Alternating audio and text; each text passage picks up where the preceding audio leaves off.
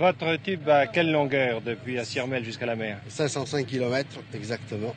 Et comme diamètre 24 pouces, ça lui permet de débiter combien de mètres cubes par an? Il fait 24 pouces entre Assirmel et Relizane et 20 pouces entre Relizane et Dammam.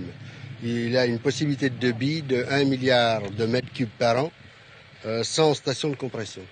Et cette possibilité de débit, est-ce que ça correspond d'une part aux possibilités des réserves d'Assirmel et d'autre part aux possibilités de demande éventuelles?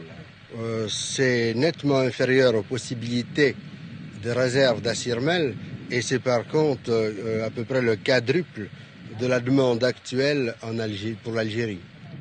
Le gazoduc, si j'ai bien compris, arrive à la mer dans la région de Tamem pour y desservir le futur complexe pétrochimique d'Arzeu. Et puis, de là, deux branches, l'une sur Oran, l'autre sur Alger. Ça, c'est pour la consommation en Algérie même.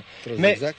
Vous me disiez il y a un instant que la consommation en Algérie est très inférieure aux possibilités des réserves de gaz d'Assirmel. En chiffrant cela par rapport à la consommation métropolitaine de gaz, qu'est-ce que cela représente, les réserves d'Assirmel? Les réserves d'Assirmel représentent à peu près une trentaine d'années au point de vue énergétique de consommation annuelle française. Donc, cela suppose que, tôt ou tard, la métropole d'une part et probablement d'autres pays d'Europe feront appel à ce gaz. Il n'y a aucune raison de construire un gazoduc de cet ordre, de cette dimension, si ce n'est que pour alimenter la côte algérienne.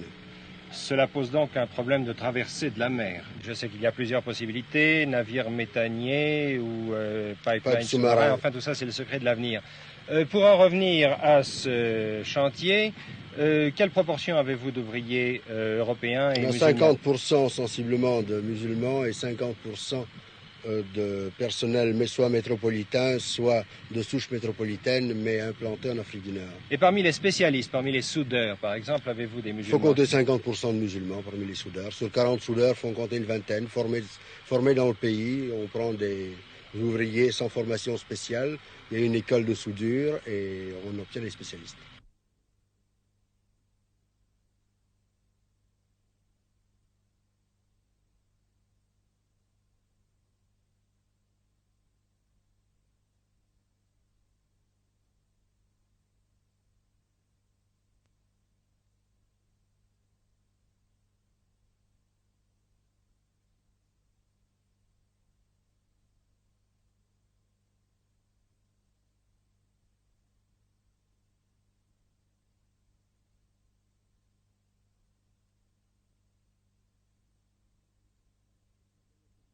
Nous employons actuellement environ 70 personnes.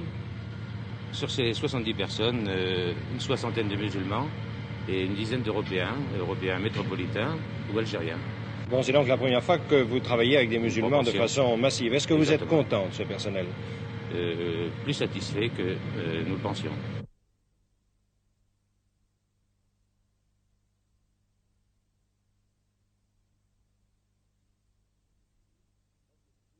Dans cette usine, nous travaillons avec l'esprit d'équipe, ce qui est pour nous une manière de combattre les égoïsmes, les routines, les manières de penser et d'agir qui jusqu'ici ont bloqué les voies de l'Algérie vers le progrès, la justice et la paix.